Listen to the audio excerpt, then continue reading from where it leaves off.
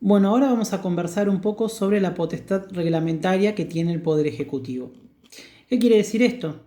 Que el Poder Ejecutivo tiene la posibilidad de dictar reglamentos administrativos. Los reglamentos administrativos son la expresión de voluntad de un órgano competente del Poder Ejecutivo, el cual lo hace en ejercicio de sus funciones de la administración pública y que surten efectos en cuanto a derechos y obligaciones. Son de carácter general y empiezan a surtir efectos luego de que los mismos son publicados. Pueden ser revocados o modificados por una ley o por un reglamento posterior.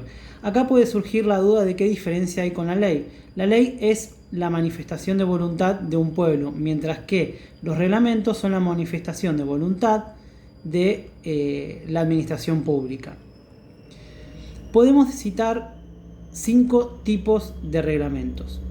Uno de ellos son los subordinados o de ejecución. Estos se hacen en el ejercicio de una facultad propia del Poder Ejecutivo dada a través de la Constitución Nacional. Es lo que se conoce como la reglamentación de las leyes. Hay leyes que para comenzar a ser operativas precisan de una reglamentación del Poder Ejecutivo. Esa reglamentación es lo que habilita el decreto reglamentario. Podemos dar, por ejemplo, cuando se sancionó la ley del boleto educativo, posteriormente la provincia de Buenos Aires hizo un decreto reglamentando a la misma. Otro tipo de reglamento es el autorizado o de integración. ¿Qué quiere decir esto? Que el Congreso autoriza específicamente al Poder Ejecutivo a reglamentar sobre diferentes circunstancias, pero con una salvedad. Esas circunstancias en las cuales reglamenta el Poder Ejecutivo deben completar, interpretar o integrar una norma sancionada por el Congreso. Por ejemplo, tomamos la Ley de Riesgos de Trabajo, sancionada por el Congreso, y en un artículo, en el artículo 4, en el inciso 2, nos vamos a encontrar una parte donde dice que el Poder Ejecutivo Nacional regulará las pautas y contenidos de un plan de mejoramiento en lo que respecta a seguridad e higiene.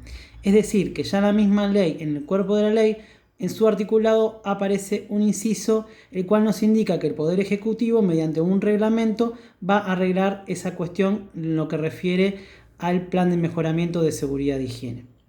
Otro tipo de reglamento es el delegado. ¿Qué quiere decir esto? Que el Congreso delega en el Poder Ejecutivo funciones que él mismo tiene. Por ejemplo, tienen que ver y abarcar la marcha normal y ordinaria de la administración y tienen que tener un tiempo determinado.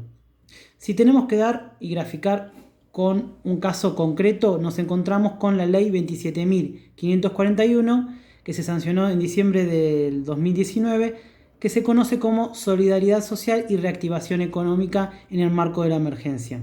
A través de esta ley se le otorga la facultad al Poder Ejecutivo de poder emprender negociaciones de la deuda externa a la deuda pública, la cual debería hacerse a través del Congreso, pero como el Congreso lo faculta, le delega al Poder Ejecutivo, está habilitado el mismo para poder llevarlas adelante.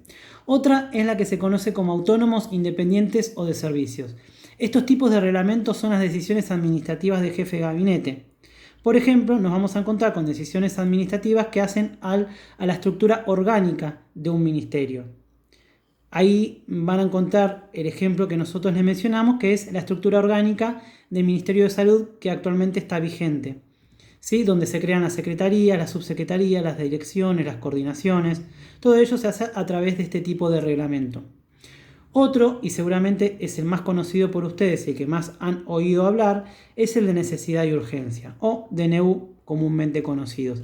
Como su palabra lo indica, estos decretos deben dictarse en el marco de una emergencia, ante situaciones graves, extraordinarias, que hacen a la urgencia y que impiden el proceso común de sanción de una ley. Eso luego se somete a la bicameral si da el visto bueno, pasa al pleno de las cámaras para su posterior tratamiento. Podemos dar, por ejemplo, el decreto de necesidad y urgencia número 297 de este año, por el cual se establece la cuarentena. Este aislamiento que nosotros estamos viviendo hoy en día fue establecido a través de un decreto de necesidad y urgencia.